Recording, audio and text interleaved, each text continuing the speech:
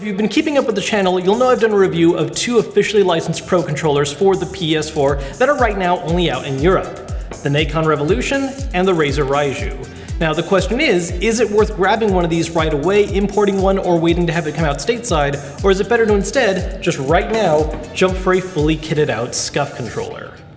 So to start, let's just talk about form factor and the overall comfort of each controller's design.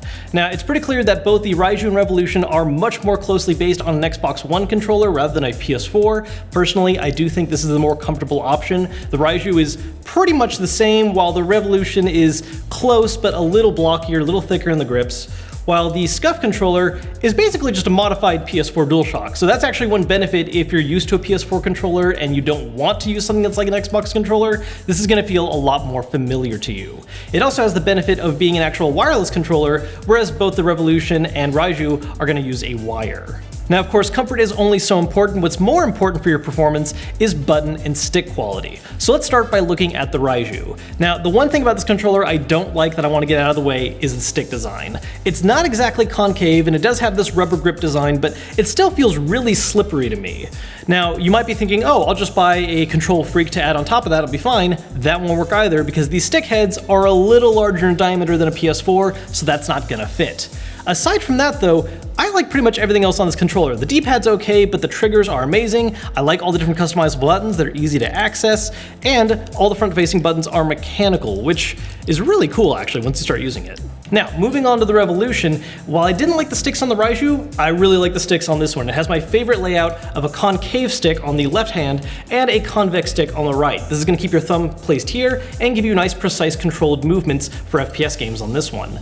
Everything else is a little more hit and miss. I don't really care for the shoulder buttons. They remind me a lot of the PS3, where it's this very kind of soft, not satisfying trigger pull. Feels weird to me. The buttons are a little larger, which makes them easier to hit, especially if you're very frantic. One thing that's hit and miss definitely are the customizable buttons. I love these ones here, I hate these ones here. This is comfortable, this is not. Then we have the Scuf controller. Now, it is worth mentioning that with Scuf, everything you do is made to order, so you pick what options you want. For the purpose of this video, I fully kitted it out and did everything other than a paint job, but if there's something you don't like, you don't have to do that, you can just order everything else.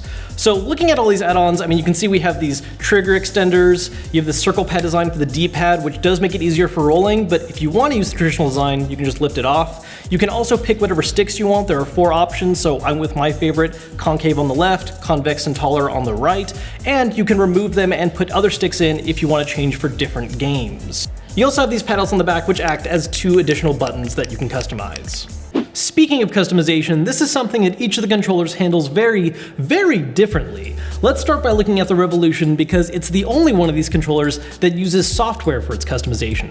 That means you actually have to hook it up to your PC and launch an app for doing any of the little tweaks and customization options you want, for things like trigger sensitivity, or unique to this controller, stick acceleration, and even creating full-blown macros to use on the customizable buttons. Now, the Raiju, on the other hand, is actually very light on customization options compared to the other 2. It's mostly pure quality without options. What you can do, though, is activate trigger stops with these little switches on the back.